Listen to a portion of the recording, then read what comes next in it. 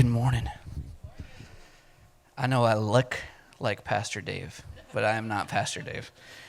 And I did not steal this out of his wardrobe, although it does look like it. I was going to make a different joke. I think I made a different joke first service, but I was going to, John spoke last week on identity crisis, so I was going to be like, I'm having a little identity crisis this morning.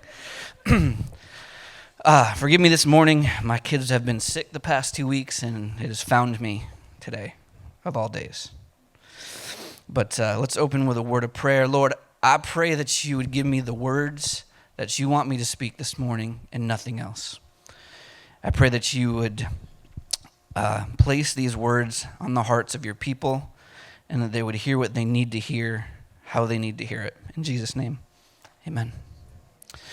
All right, this morning we're going to talk a little bit about Moses. Our Under 40 Life group has been walking through the book of Exodus. If you want to join us, you can. We're a little bit further along than this sermon is, but it'll get you pretty caught up.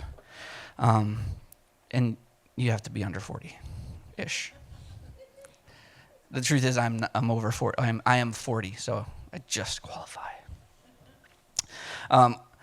Darwin, a little bit different than first service. I'm just going to read a bunch of scripture first and then talk. So we're going to pick up I'll give you a little background. Moses is born in Exodus chapter 2. He's hidden by his parents until he couldn't be hidden anymore, and he's placed in the water near where Pharaoh's daughter was bathing.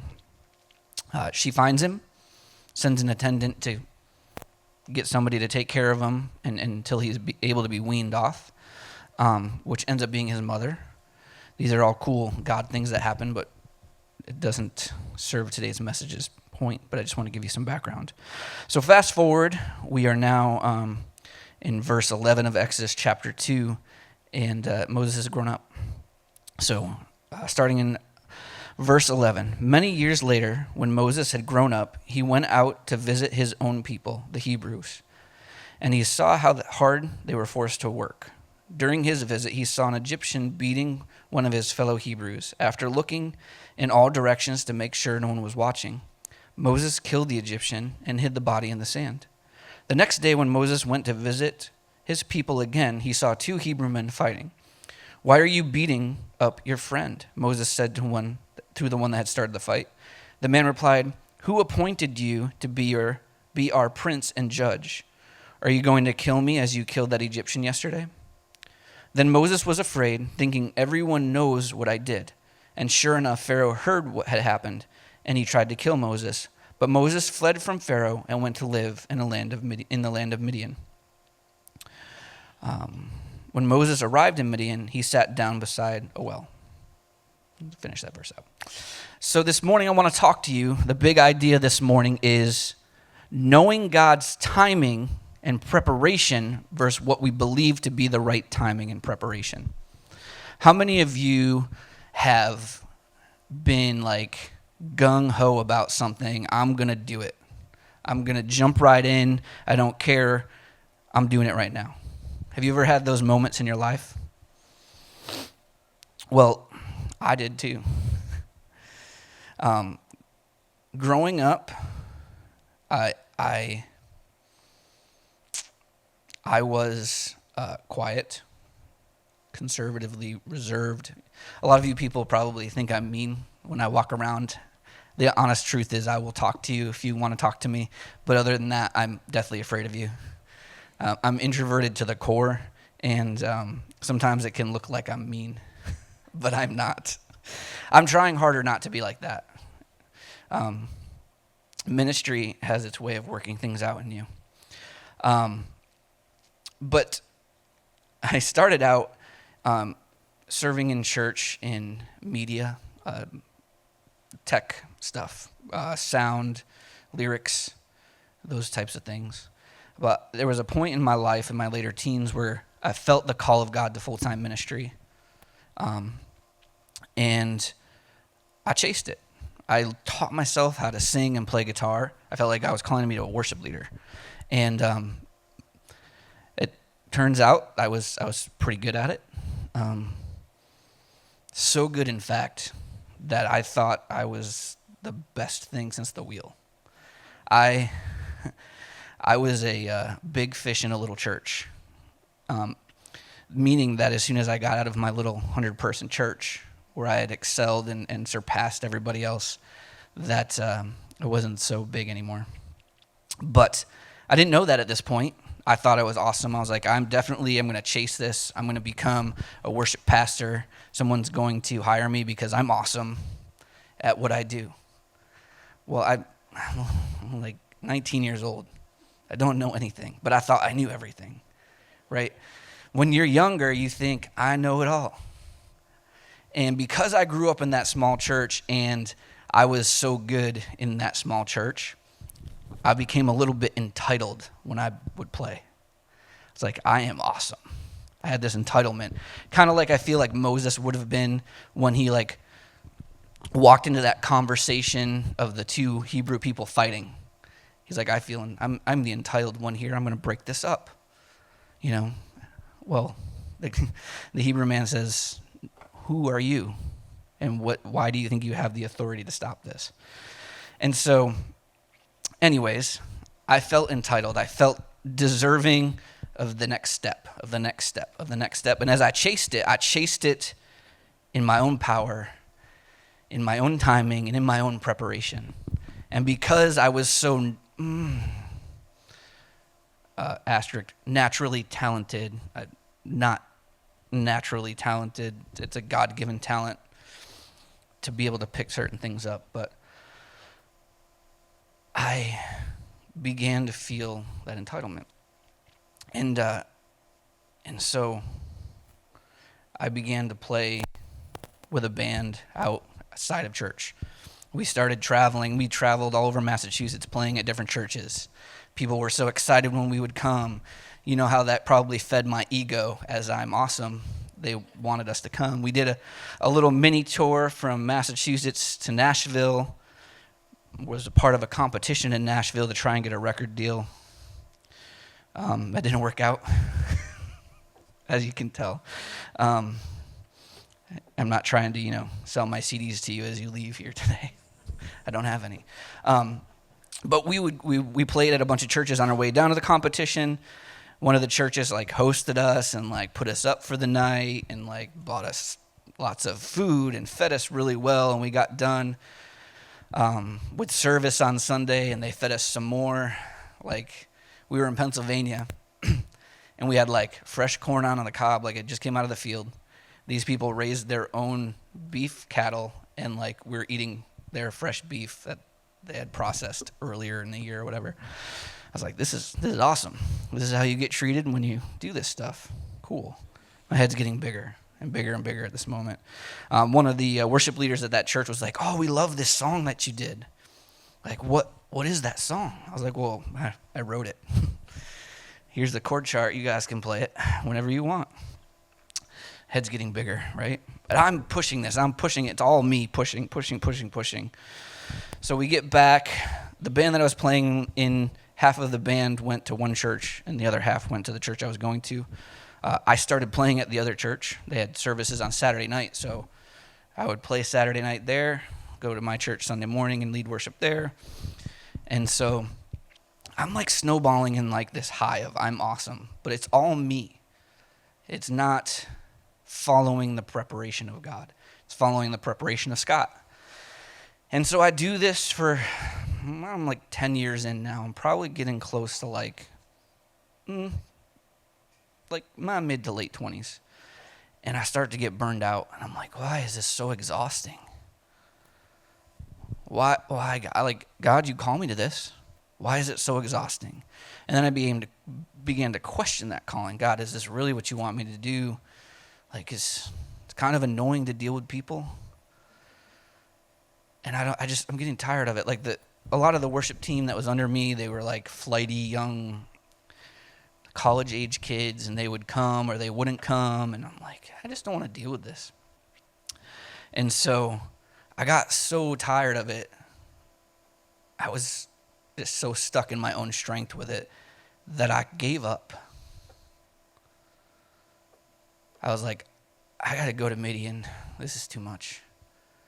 I didn't kill anybody, so I didn't need to flee, but I had killed myself in trying to do it in my own strength.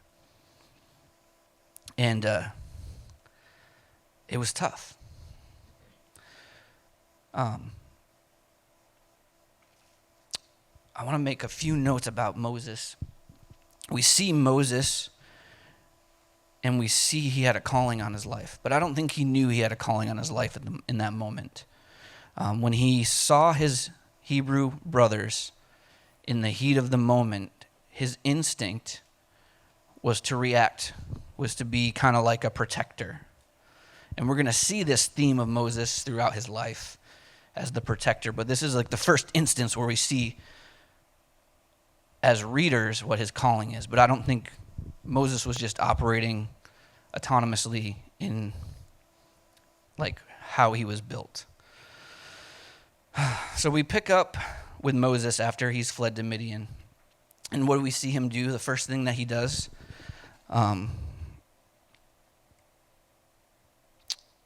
sorry, I changed my notes and I got a little lost. Evan, you're going to have to edit this a little bit. I was reading that. Okay, so one day we need to find where we are in the story. When Moses arrived in Midian, he sat down.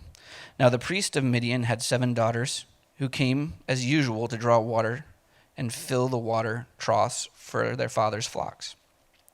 But some other shepherds came and chased them away. So Moses jumped up and rescued the girls from the shepherds. Then he drew water for their flocks. When the girls returned to Reuel, their father, he asked, "Why are you back so soon today?"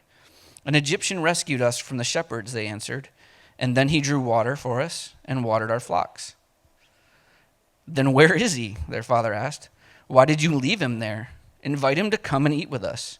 Moses accepted the invitation, and he settled there with him. In time, Reuel gave Moses his daughter Zipporah to be his wife. Later, she gave birth to a son, and Moses named him Gershom, for he explained, "I have been a foreigner in a foreign land."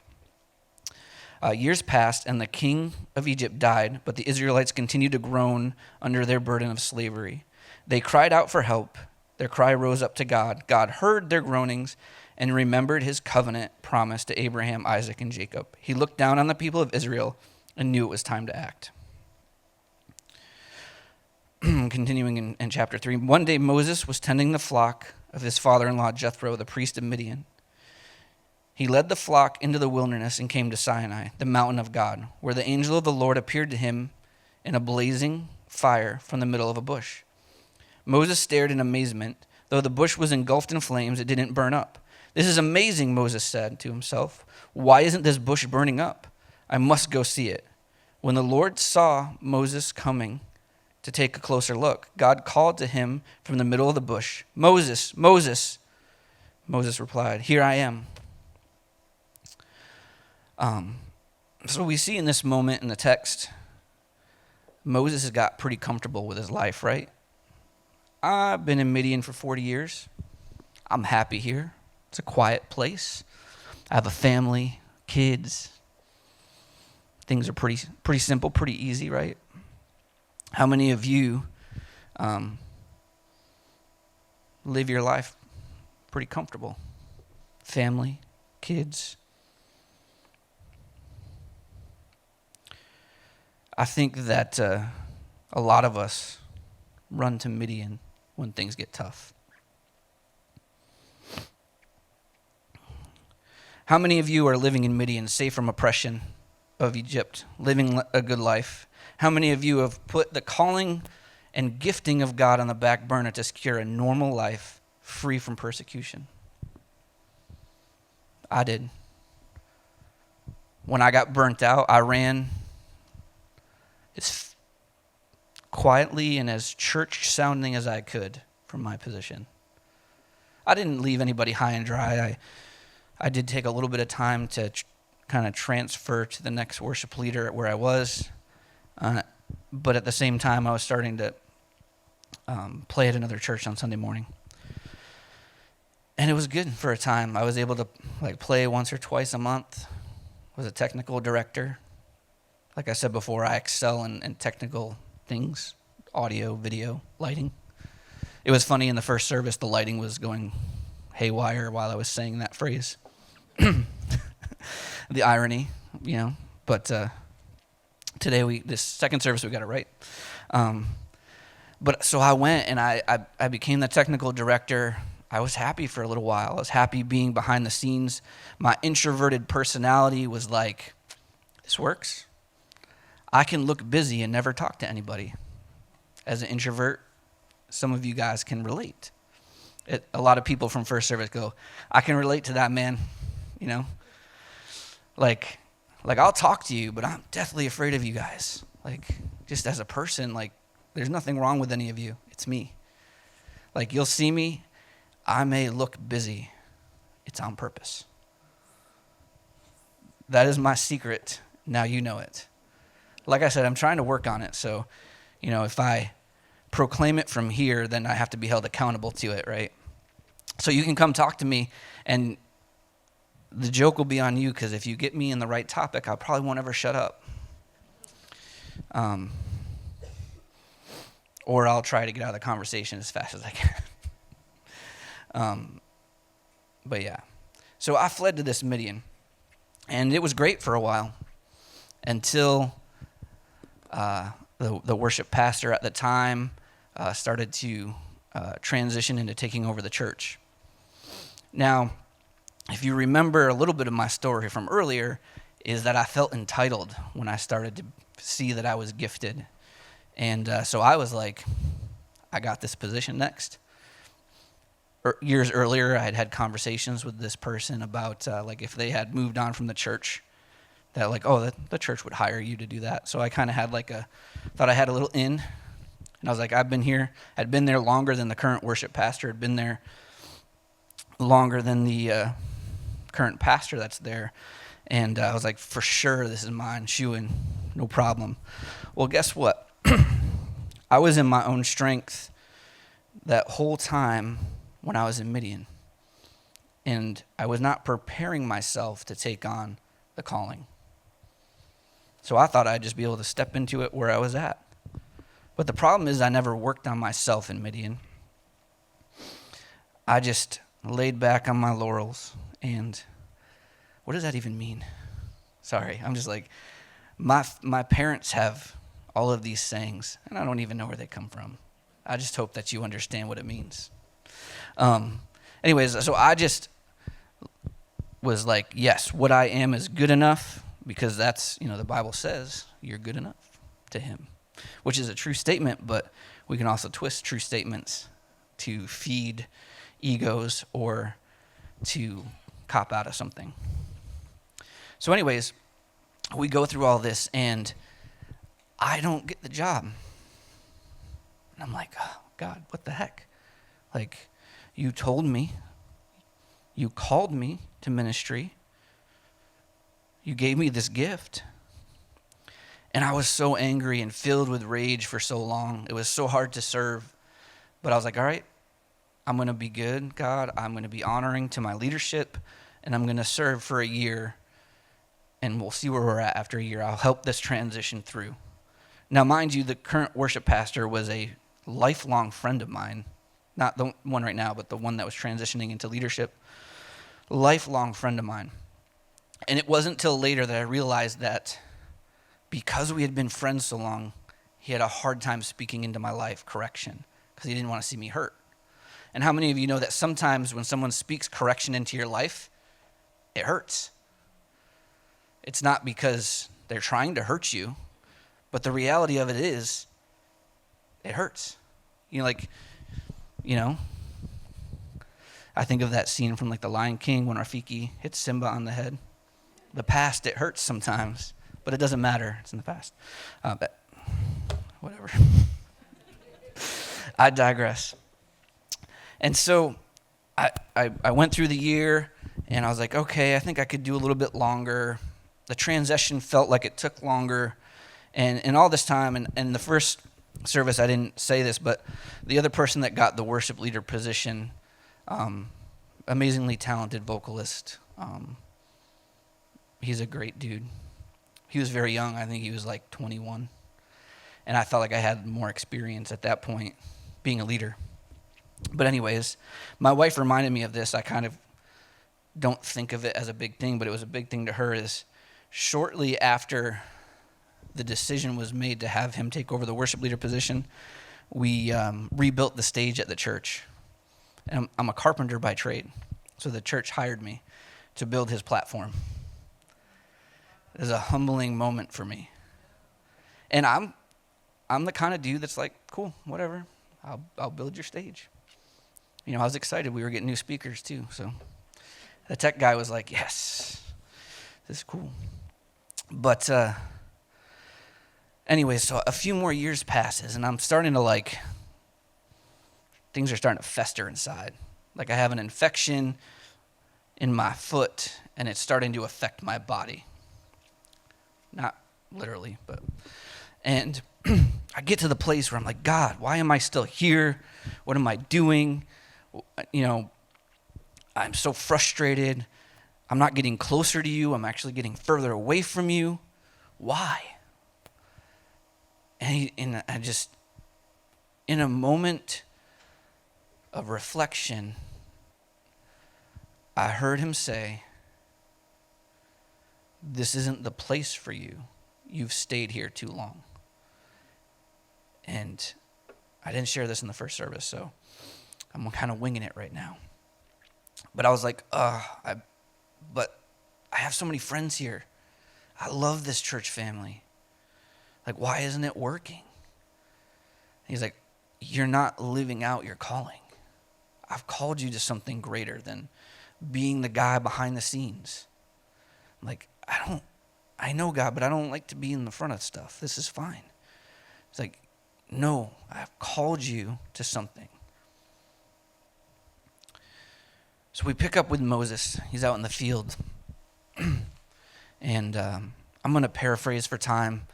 And please read Exodus through chapter 4 is kind of where we're going to cover today. But we see Moses. He's out in the field, and he hears the voice of God coming from a burning bush. Man, I wish I had a burning bush moment. It would have been easier, or a burning guitar.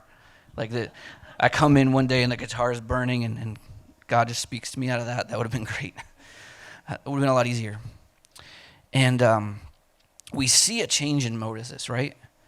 He used to be this cocky, confident, entitled dude walking around Pharaoh's daughter's son, seemingly all the authority in the world, or at least their world. And we see a different Moses. We see him in awe, and then he's drawing closer, and we see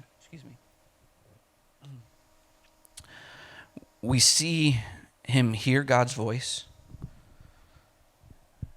tell him what he's called to. It's no longer Moses' calling, but it's God's calling, and God's pulling Moses into this moment. And he's okay with it up until the point where God's like, you need to go back to Egypt. I got some stuff for you to do. And he's like, but God, who's going to believe that you sent me? God's like, well, tell them my name. I am. He's like, okay, well, what if that doesn't work? He's like, well, throw your staff on the ground. Throws it on the ground, and it turns into a snake. Gives him 2 other miracles to reveal to them. And at that point, I think I'd be like, okay, dude's got a point. I'm going back to Egypt. But he goes, but God, I don't speak very well. And God's like, seriously, dude?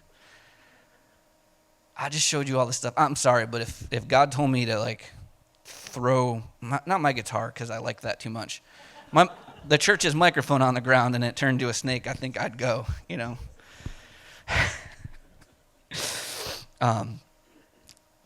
But I'm not in that situation. But we see a Moses who had transformed from somebody so eager to someone that felt so unqualified. How many of you this morning feel unqualified to the calling that maybe God has put on your life? How many of you are pushing back, saying, God, I can't. I'm not good at speaking. I'm not good at loving people in the way that maybe they need to experience love. I'm not a greeter. I'm not good at tech stuff. I'm not a preacher or a musician, but you can fill a box. But you can have a conversation with somebody, right? And you can speak life into them. We're not all going to be preachers. Lord knows I didn't want to be one. But I'm here. Like I'm accepting the calling at this point. I like Moses, felt so unqualified. After that moment of being passed up at my last church, I began to second guess everything I had been to up to that point.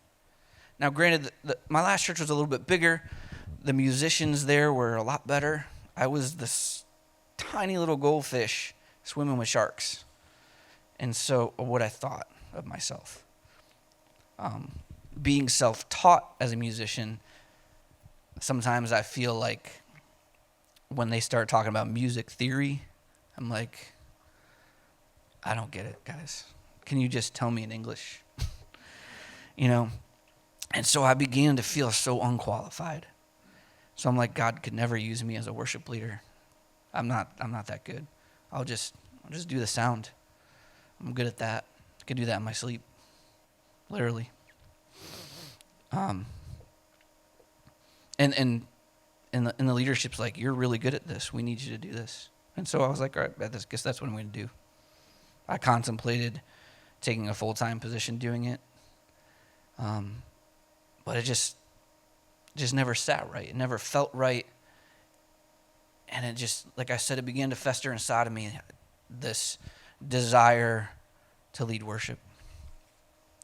And I knew it wasn't necessarily something that I was dwelling or having dwell up inside of me, because I was so uncertain of myself at that point.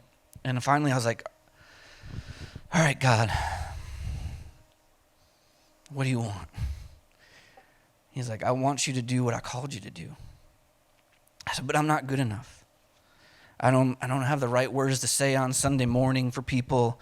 My voice doesn't sound like an angel. I can't do crazy vocal runs. I can't play crazy lead guitar stuff. I'm just average. And he goes, but I'm with you. The same answer that he gives to Moses every time Moses comes up with an excuse about being unqualified. He says, I'm with you. I will be with you. But I was like, yeah, but still, God, all right. At the time, I had just come out of a couple-year period where I had lost my voice or the ability to be able to sing. Through a combination of health things and mental things, whatever combination that was and however that worked out, praise God. I couldn't tell you. It just worked out. One day I'm driving home from my 9-to-5 job, or for me, my 5-to-5 job. I was just like, I was frustrated. I was like, all right, God, if you want me to do this, you need to fix my voice. And as Pastor Dave likes to say, you need to give me a billboard in the sky of where to go. I said, I will do my part.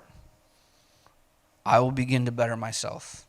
I'll begin to work on my guitar playing ability, because that's something in my control. I can practice. I can become better. I'll work on singing. I can practice. I can be better. And through that obedience, even though I still felt unqualified,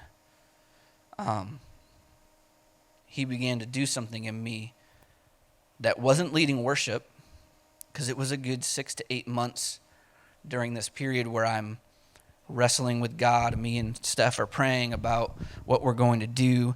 The reality of it is, in New England, I'm not going to get a full-time position as a worship pastor that's going to pay the bills. We live in one of the most expensive areas in the world, and church is not a high priority thing in this region. And so she knew what that meant. For us to be able to maintain homeschooling our kids, it meant that I was going to have to be bivocational, which means I work 40 to 60 hours a week, and then I come to church and work another 10. Some weeks is better than others, But we knew that was probably going to be what it was. So anyways, I did my due diligence. I started applying for some local jobs. We did not want to move. How many know moving sucks? Like, we have a lot of stuff. We've been living in our house for like 11 years. Yeah, my son's like 11. I'm 11, Dad. We signed the papers to our house in the delivery room the day after he was born. Another crazy story for another time.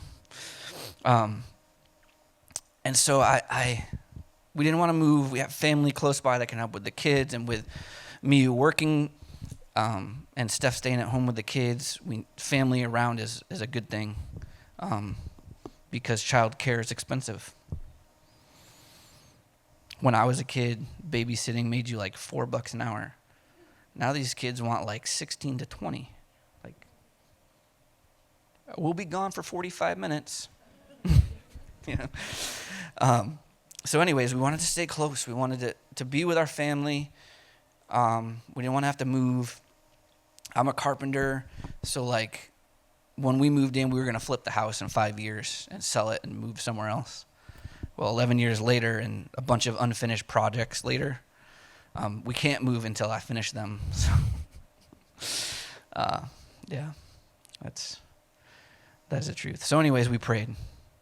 I went through this process with a church in northern Connecticut, and it made it to it was me and one other candidate. And so I was like, oh, it's a pretty good chance that I got this job. And I get a phone call. Hey, after talking with your references, I don't feel like you're as good a fit as the other candidate. Okay. I'm okay with this, God. I'm okay with this, God. This isn't rejection. I'm okay with this. That's what I was trying to tell myself. But then I became upset. Then I started to compare myself to who they hired, because I have this bad habit of going on the YouTube and watching, the music of the guy they hired. And I was like, come on, God, I'm better than him. I'm starting to feel entitled again, right? And he just had to remind me it's not where you need to be. So anyways, fast forward a couple months, I'm searching all of the church staffing websites that are out there, which there's a lot of church staffing websites. But everything is not around here. There'll be a church that comes up for a worship leader or worship pastor once every few months in the area. Well, I'm just chilling. At this point, I had resigned my position as the technical director at the church, told the pastor, we're still here, but I'm looking for something. I need to do this, and the opportunity's not here. And so we continued for a little while, and we were walking through the mall because my wife's family lives in Enfield, and I think we went to go see a movie with the kids, and we were walking to Target to get something before we left, and we walked by the annex. Or no, maybe it was the main thing. There we didn't have the annex yet. So we walked by this sanctuary, and we see Vacation Bible School. I was like, oh, that's cool. Mall in the church, Vacation Bible School. We should check it out. Our church didn't have a Vacation Bible School that year, so we like to put them in as many situations, being homeschooled socially, that we can, where they meet new people and learn important skills. And so she signed them up. Well, unbeknownst to her, my mom, who is her and my stepdad are pastors at a church in South Deerfield, goes, hey, you should check this out, this church in Enfield looking for a worship leader. Oh, that's kind of cool. I talked with Steph. What do you think? yeah, go. She goes, what does it hurt? Just go for it. So I put my application, or I send my resume, and I didn't tell Steph when I had sent it, but we had talked about it. I don't want it to sound like I just applied without asking her. So anyway, she gets here, and my wife, bless her heart, is a servant, and she will serve anywhere. We don't go to this church at that point, and she signed up to help at VBS. And so everybody at this church knew who she was because they saw there's not a whole lot of Silkies out there. And so they're like, this is like too big of a coincidence. Then they did their social media research to find out that it was my wife. And they thought she was coming here to spy on the church to see what kind of church it was. Well, my wife didn't know this. She goes all week not thinking of it. And we get to the end of the week, and she's talking with John. And he goes, yeah, we kind of want to try and make you a permanent fixture around here. And my wife's like, what are you talking about? Like, we go to a different church. He goes, well, your husband is applying for the job here, right? And she's like, you knew all week? He's like, yeah, we thought you were here spying on us. It's like, no, that's just, my wife is just that good of a person. She would volunteer at your VBS, no strings attached. And so it was funny how everything kind of lined up. And so they were taking resumes for a while. And so I didn't hear back after that moment for like a couple weeks. And finally I had a phone interview. This is COVID time, so I had a phone interview with Pastor Dave. And it seemed like it went well. Then I got COVID. and Pastor Dave was trying to line up another meeting with me, and it was at the point of COVID where you weren't sure, like, are these like the extreme COVID people, or are these the people that don't care? Like, I didn't know. So I was like, the meter's going like this. So I was like, I didn't tell him I had COVID at the moment. I was just like, I can't meet for a couple weeks. Well, COVID turned into pneumonia, and so I'm like, I think I'll be better. But at one point, I had a temperature of like 104. I'm sitting on the couch, half delirious, and I'm like, I don't want to push this off. I don't want to lose this opportunity. And so, anyways, long story short, here I am. It was a long story. It wasn't short. So anyways, I totally destroyed these notes today, guys. I didn't even use them. So anyways, what's amazing about, if we look back at Moses, what's amazing is that God repeatedly says to Moses, I will be with you. I'll give you the words to say. He has chosen him in this moment as a humbled man to be the leader of his people. Even if we feel like we're unqualified to carry out God's call, he is faithful to be with us. We sang it earlier today, he's faithful. This is where I'm supposed to finish my story, says my notes. But I already finished it because I'm here. Why is this all so important? Why am I talking about this? Well, it's so important for us to make sure that we're working in God's timing, in his calling for our lives. A lot of us, we're like, oh, I love what Annalise and Adrian do. I want to do that. But God hasn't called you to that. That's you forcing your way into a calling that's not yours. It's not going to work out. We need to understand that God's timing is perfect. His preparation is important. And that if we walk out the calling he has for us, that we will walk in peace, power, and authority. It will not always look easy. Just as we see with Moses, if you read later on in Exodus, it was not easy with him and Pharaoh. They went back and forth. There was a lot of plagues. A lot of crazy stuff happened. But eventually, Moses' persistence and obedience to God led to Israel being freed, or the Hebrews being freed. We may go through famine and flood, plague and drought, but God will be with you in every one of those moments. Now, this is the important part. This is kind of like the take home. You can forget everything else I've talked about up to this point, but this is what I want for you guys today. I want you to walk in the calling that God has for your life. You may have taken a break in Midian.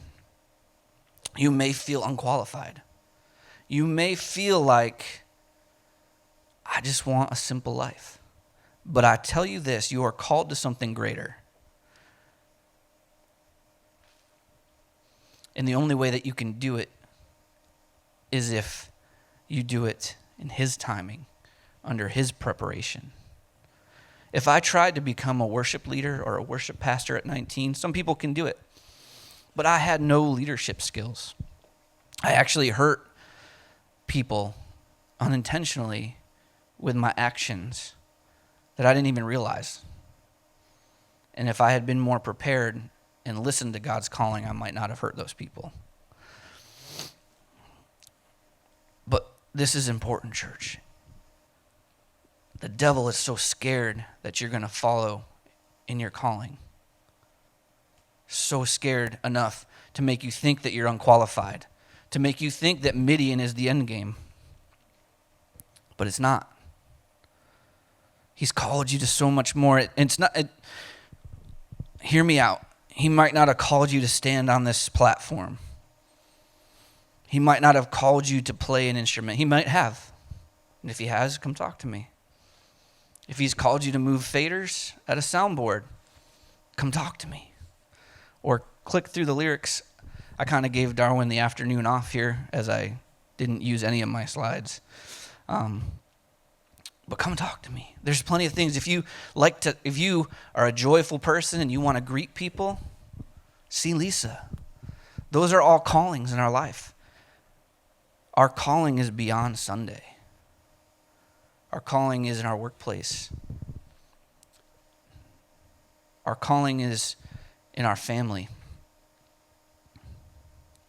And if we, as His people, follow in our calling, rest in His presence, walk in His authority, the gates of hell will not prevail. Again, church, the devil is so scared that you will walk in the power and authority of your calling because each of you is a powerful warrior, and he cannot stop us when we're connected with God.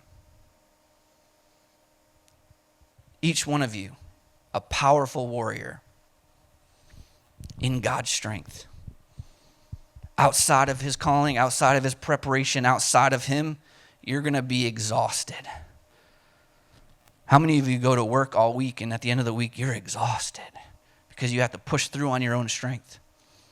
I tell you this, that if you submit to God's calling, you won't get tired. Pastor goes to me, this past month has been crazy at work. I've been working 10 to 12 hours a day, 6 days a week, and then doing church work on top of that. We have a deadline at work. These people want to have their grand Thanksgiving dinner in their grand log cabin. Great. And so I've just been pushing through. Pastor goes, hey man, you still want to preach? I know you've had so much going on. And I was like, I'm good. This right here, right now, as much of an introvert and deathly afraid of you I am, it gives me life because I'm not doing it in my strength. I'm doing it in His strength. I'm not qualified in my own strength, but I'm qualified because He's with me. I am is with me. Yahweh is with me. So I want to encourage you this morning. Assess where you're at. Are you walking in the fullness of God's calling in your life? Or are you hiding in what looks like good things, but in the end, it'll just burn you out? Lord, I thank you this morning for this church and these people. I love them so dearly, God. I pray that you would be with them this week, that you would bring times of encouragement and refreshing in their life. I pray that you would bring clarity of vision to the calling you have on them.